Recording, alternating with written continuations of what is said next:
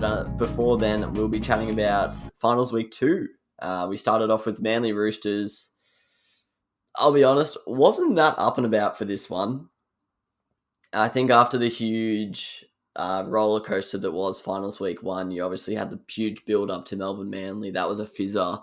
And then the Roosters, Titans, and South Penrith, they were brilliant games. Even Para Knights was a great game on the Sunday. So I feel like I was a little bit, I was emotionally drained at this point. But and before I could get into it, really, the score had already kind of gone.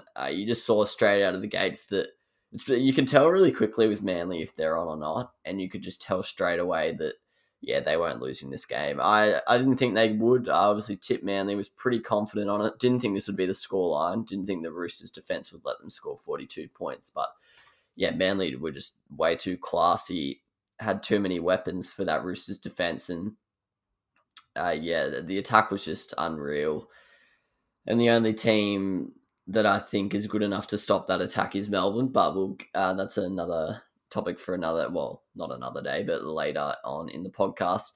Just some stat lines. Turbo, obviously, probably best on the park yet again. Absolute star. He had 2 tries, 200 metres, 3 line breaks, and 10 tackle breaks. And I talked about last week the amount of times he touches the ball. And obviously, it's a bit of a chicken or the egg thing. It's like, does he play well because he touches the ball more, or does he get the ball more when he plays well? I mentioned that he only had like 20 touches of the ball in the game against Melbourne, nowhere to be seen. And here, I think he had like 18 in the first half. So, he was right back around that regular season average. And I just think for the rest of the final series, even if he's not as dominant as he has been all season, I just think you've got to get him the ball as much as you normally would, because I know you can argue that the more you give it to him, the less impactful he becomes, but I just think he's the heartbeat of that team and he needs his hands on the footy. I thought Dylan Walker was really good off the bench. He's been really impressive this year. I'm not sure what his contract status is. I remember there was like rumours of him coming to the Tigers. I know there's been rumours of every player under the sun coming to the Tigers. So I don't know if that means he's off contract or maybe he's only got 1 more year left or something like that. But he's been really impressive. And this new 14 role that's become the new vogue in the NRL of the last 2 years, that really suits him down to a T. And he's like defending in the middle is actually pretty handy. But the burst he provides up the middle, obviously, like, he's not as big and powerful as a prop or anything, but just bring him on after 25 minutes. A quick, fast little guy in and around the big middles who are a bit fatigued after trying to stop the likes of Tommy and Josh Schuster and Olakuatu. It's just been working really well for Manly. On the Roosters side of things, Daniel Tupo had 220 metres with 70 post contact. As a big fan of the Bloke in a Bar podcast, Denning Kemp loves Daniel Tupin, and I've been taking a bit more notice of him. And he is actually unreal. So he was awesome. And Warrior Hargraves had 157 metres. I thought he was really impressive as well. And Victor Radley made 56 tackles and had over 100 metres himself. So he was really, really good. For me, the big difference was the Roosters kicking game in that first half. It was obviously like the tide was against them. Manly had all momentum, but the main sort of variable that can change stuff like that, obviously like line breaks and penalties play a part, but I think the most controllable thing is the kicking game. Obviously there's kick pressure and stuff, but line breaks and penalties, you need other people to, obviously you can have a great play, but you need Manly to miss a tackle, or you need the ref to give you a penalty, or Manly to make a mistake to cause the penalty. Where the kicking game, apart from pressure, it's all you're doing. And I just thought the kicking game was really, really off in the first 30 minutes. And I know they're trying to protect Sam Walker, and you can argue that he shouldn't have even played first grade this year if it was Trent Robinson's dream situation. Obviously, he was rushed into it due to injuries, but part of me does think, like, if he's going to play at all, you may as well play him when the game's on the line at the start. And I know they probably weren't expecting to go down that quickly. But for me, that was the difference, because when he came on, the kicking definitely improved. But I understand it's a long-term strategy with Sam Walker, and I do respect that, because I think a lot of other coaches would just see this as a short-term job business, and they would just be looking to get the best result on the night. Whereas Trent Robinson obviously cares for his players as people, and also he views his job and club, as a long-term project. It was a disappointing way for the Roosters to end. Great season. I'll chat about it next week when I do the season reviews in the lead up to the grand final. But they're going to be really dangerous next year. I worked it out. They had like over 2 million in salary cap sitting off the field on the weekend. So yeah, they're going to be a frightening force. And I reckon next year could be, well, obviously this year's interesting as well, but next year could be even spicier. Because I think you'll throw Roosters right into that mix for the premiership. Manly looking really good as they roll on. And then that put us into Saturday night, a completely different game.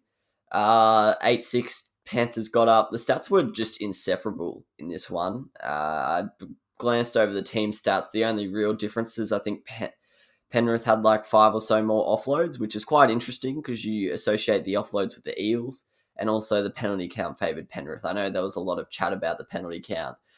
I don't really recall seeing any stinkers. I'm sure in the moment I might have thought, that was a bit stiff or something like that. But there weren't any that stuck out to me off the top of my head. Maybe I've just forgotten. But I don't think they were robbed. At the end of the day, I thought the Para try was pretty arsey. If Dylan Edwards catches that ball, even if he tries to catch it and knocks it on, I don't think Parramatta score because I think Penrith's defence was that good and Eels' goal line attack was that poor. Edwards had 229 metres, had a few issues under that high ball early, but his running game was incredible. He's someone who I've grown to appreciate a bit more in the last couple of weeks. I never thought he was that good of a player, and I always sort of thought Stephen Crichton was the better fullback in that club, and they just didn't really want to upset the apple cart. But Edwards has proven his worth.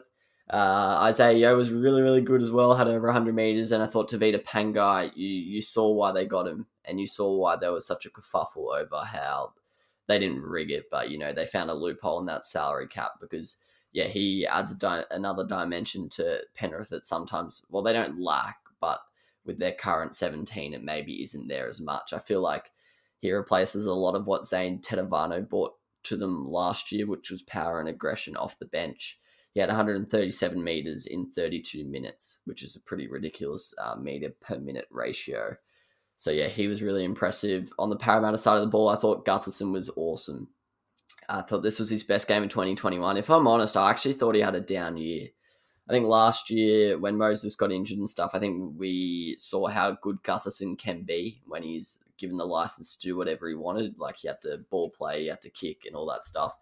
But this season, he's just been back to his fullback duties. And although he's been playing injured some of the season, I don't think he's played that well. I don't think he's added much creatively. And but this week he had 248 metres and he was just everywhere.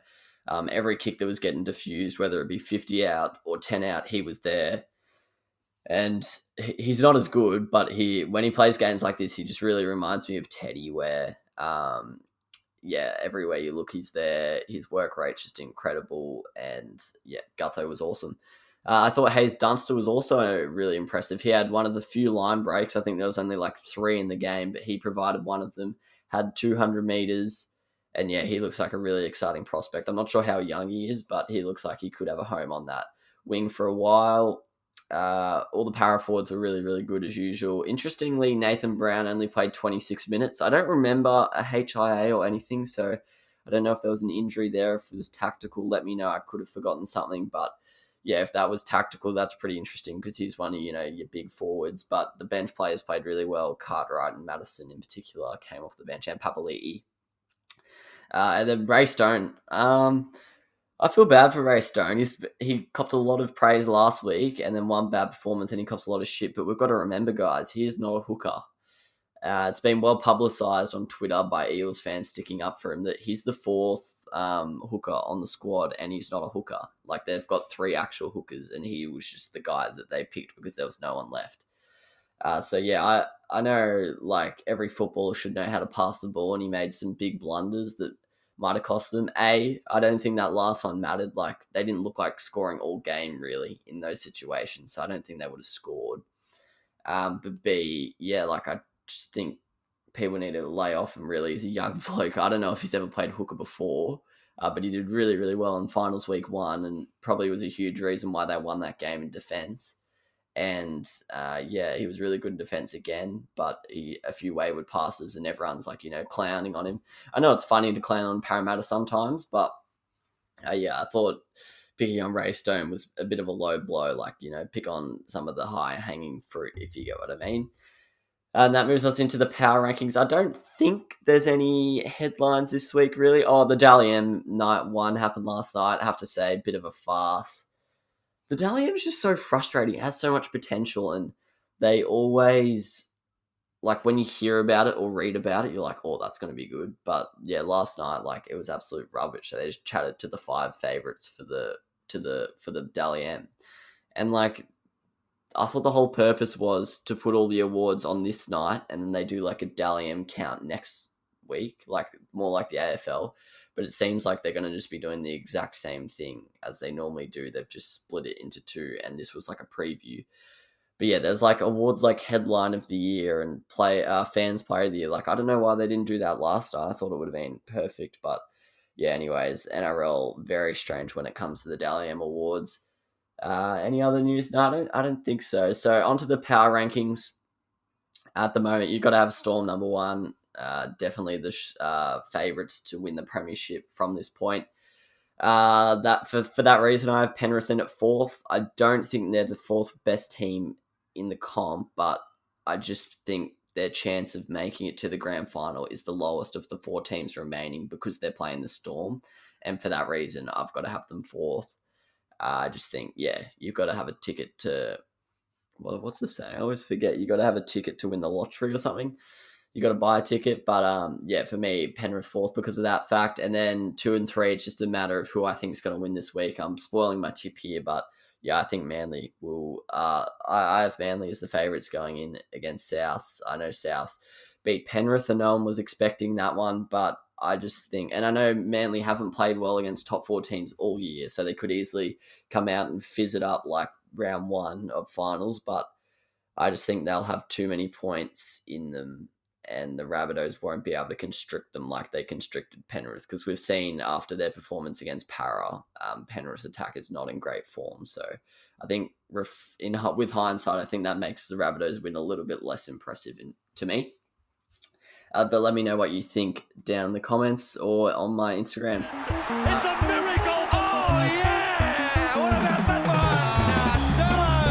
Unbelievable! Balotelli! Aguero! Crowd cheers. Here's Siddle.